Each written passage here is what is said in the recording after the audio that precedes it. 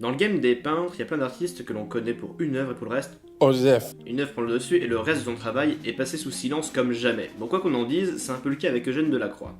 Né en 1798 et mort en 1963, Eugène Delacroix est un peintre français No shit, Sherlock! qui s'est illustré dans le courant pictural du romantisme. Alors soyons honnêtes, est-ce que vous connaissez autre chose que la liberté guidant le peuple?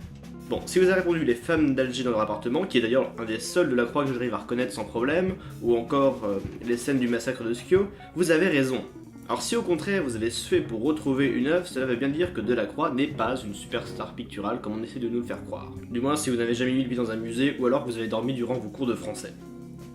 Au-delà de ça, le musée du Louvre lui consacre une exposition qui, comme le musée aime à le rappeler, est la première rétrospective depuis quasiment un demi-siècle, la dernière étant en 1963. Au-delà de ça, comme elle aime aussi le rappeler, l'institution tient à questionner la cohérence d'une carrière longue, elle aussi d'un demi-siècle.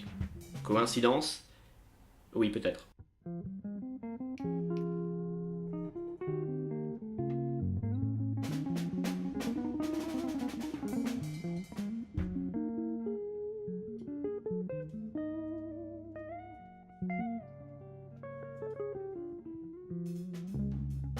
Salut à tous, j'espère que vous allez bien. Bon, alors, non, je ne suis pas à Twin Peaks actuellement, je ne suis pas dans la Black Lodge, je suis dans ma chambre. J'ai juste les rideaux tirés. Et mes rideaux sont rouges. Désolé. Vous avez compris, je pense, on va parler de l'exposition Eugène Delacroix au Louvre. Alors, il n'y a qu'un seul mot que j'utiliserai pour décrire cette exposition, c'est décevant. Voilà, c'est assez incroyable de voir à quel point le Louvre m'a déçu sur cette exposition. Et c'est assez triste parce que non seulement c'est le Louvre, qui est une institution incroyable, qui a réussi à éveiller chez moi la curiosité même sur les artistes. J'ai souvenir de cette exposition Bouchardon, c'est Bouchardon ou Bouchardin, qui était un dessinateur, graveur, préféré de Louis XV, bref, des artistes que jamais tu aurais pensé un jour te dire que c'était des grands artistes. Et pourtant, le Louvre a toujours réussi et a, je pense, toujours eu cette vocation de créer cet émerveillement pour le moindre artiste qu'il propose. Et là, imagine le Louvre, qui fait une exposition temporaire, donc une exposition qui est censée créer l'événement, avec Eugène Delacroix, et ils arrivent à faire en sorte qu'elle est décevante. On va venir sur les différents points qui, moi, m'ont fait sortir de l'exposition. Finalement, on va allier ça entre la muséographie et le contenu. Donc vraiment, d'habitude, on sépare les deux. Enfin, j'ai l'habitude de séparer les deux. Là, on va pas le faire pour la simple et bonne raison que comme c'est une exposition donc chronothématique, comme ils le disent, selon la médiation que le Louvre propose.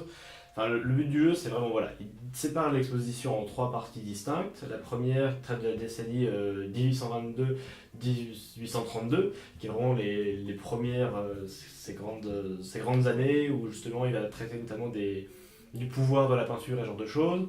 Une seconde période qui va être pour lui qui va faire plus tard, après 1832, où il va plutôt se concentrer sur l'impact sur la réception, là, c'est le truc, c'est la réception de la fresque murale sur un chevalet. Parce que justement, c'est deux choses qui sont, la peinture murale est propre à elle-même du fait de ses spécificités, et la peinture de chevalet est propre à elle-même du fait de ses spécificités. Voilà. C'est ce qu'ils essayent de montrer dans la deuxième partie, et la troisième partie qui elle va plutôt se concentrer sur la fin de sa carrière, qui sont des années un peu plus cryptiques à appréhender, et justement c'est là où le Louvre va essayer de démêler un peu tout ça. Le problème d'artistes comme Eugène Delacroix, à mon avis, c'est que ce sont des artistes qui sont hyper connus pour une partie finalement de leur travail. C'est ce que je disais en introduction, il y a vraiment une toile qui va, même une toile ou une partie de son œuvre. Pour Delacroix, c'est vraiment, je trouve, la liberté guidant le peuple qui a pris le dessus, et c'est celle qui vient instinctivement, quand on dit le nom Eugène Delacroix. Voilà, en fait, le fait est que il faut réussir à maintenir l'éveil du spectateur. Il faut réussir à faire en sorte qu'une personne qui rentre éveillée dans le circuit de l'exposition ressortent éveillés dans le circuit de l'exposition. Et ça, l'exposition n'arrive pas à le faire. Premièrement, Et là va être une de mes grandes critiques que je vais faire à cette exposition, même si c'est pas la faute de la. Enfin, en soi, le choix de l'exposition chronologico-thématique a aidé finalement à cela, c'est que la première salle, enfin la toute première salle, celle qui ouvre littéralement le circuit de l'exposition, regroupe 75% de toutes les grandes œuvres de Delacroix. C'est celle où on va retrouver Virgile et Dante aux Enfers, c'est celle où on va retrouver La liberté guidant le peuple, c'est elle où on va retrouver les scènes du massacre de Scio, la bataille de Nancy, l'allégorie de la Grèce. Toutes ces grosses œuvres vont être dans cette salle. Et donc, en 5 minutes, bon, pas en 5 minutes, mais vous m'avez compris, en très peu de temps, on se retrouve avec un impact qui est beaucoup moindre finalement. On se retrouve avec, bah voilà, on a vu 75% de son travail, maintenant c'est passé derrière, qu'est-ce qu'on va pouvoir voir maintenant? Et donc, on se retrouve dans cette situation où l'attention du spectateur va être bien sûr ultra vivace dès le début, parce que bien sûr il a contemplé toutes ces grandes œuvres dont il a entendu parler maintes et maintes fois, et ensuite il va pouvoir s'endormir sur le reste. Il va pouvoir justement, alors elle a fait certes pas des lithographies, des gravures de Faust qui sont très sympas, mais c'est quelque chose de moins impactant que finalement ce que Delacroix avait fait avant. C'est moins grandiose. Alors certes c'est très fin, ça c'est très technique, et par exemple il a une technique de gravure qui est assez intéressante. Bon maintenant que tu sais ça, si tu veux, c'est très intéressant, surtout si tu t'y intéresses. Mais ça a un impact mais tellement plus faible. Et donc voilà, c'est que ça, c'est ça, encore et encore. Et donc certes, certaines fois, enfin à certains moments de l'exposition, tu vas te retrouver avec, par exemple, cette figure de jeune femme qui est assez célèbre, qui avait été justement à la couverture de la Grande Galerie, donc le magazine du Louvre, que je vous conseille d'ailleurs, qui est vachement bien sur les expositions.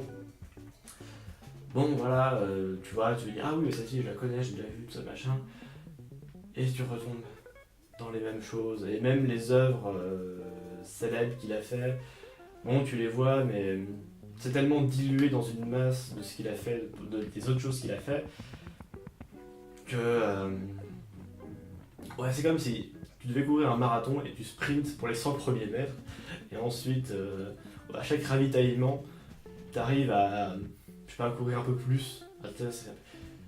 Ouais, alors l'image est nulle, la métaphore est nulle, je suis très mauvais en métaphore, mais c'est à peu près ça. On a une poussée d'adrénaline au début, qui s'essouffle, qui remonte par petits pics comme ça. C'est pas hyper intéressant. On arrive presque à se lasser à partir d'un certain moment. On arrive presque à se dire ouais, bon moment par exemple, c'est surtout ça moi le moment où l'exposition m'a achevé vraiment, c'est sur la fin. Heureusement que c'est sur la fin. Mais à la fin de sa vie, Delacroix a fait des fleurs. Il a peint beaucoup de fleurs.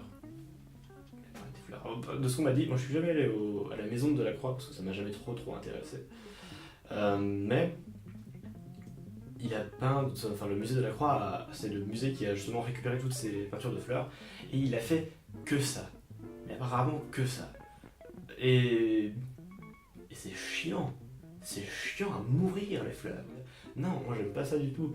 Mais en tout cas, ouais, Delacroix donc, a peint ses fleurs, et il a fait que ça.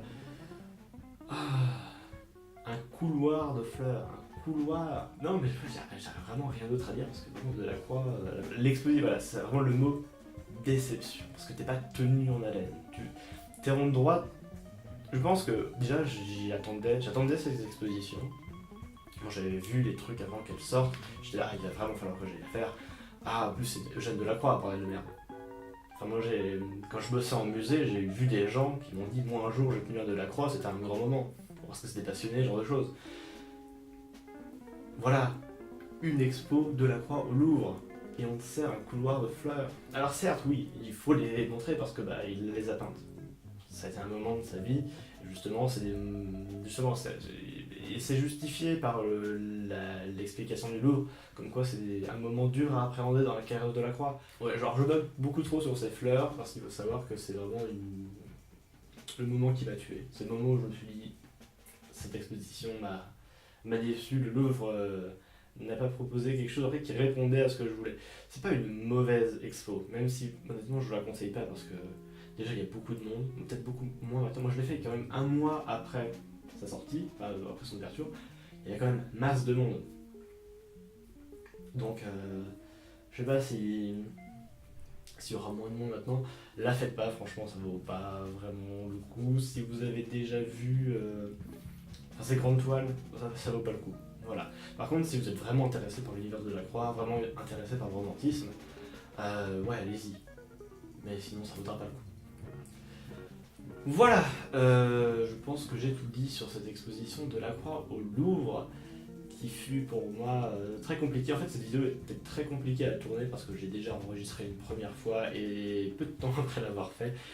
Et ça m'avait laissé mais tellement vide, tellement j'étais saoulé que ça m'est pas plu, que j'étais toujours en train de souffler, je faisais toujours des grandes pauses. Donc c'est en faisant le montage de cette vidéo que je me suis dit qu'il fallait que je retourne celle-ci, enfin que je la retourne. Donc là je suis en train de retourner. Ce matin, enfin, il n'y a même pas une demi-heure, voilà, j'étais en train de faire le montage, je me suis dit non c'est bon, c'est mort, il faut qu'on aille à Twin Peaks pour pouvoir la retourner.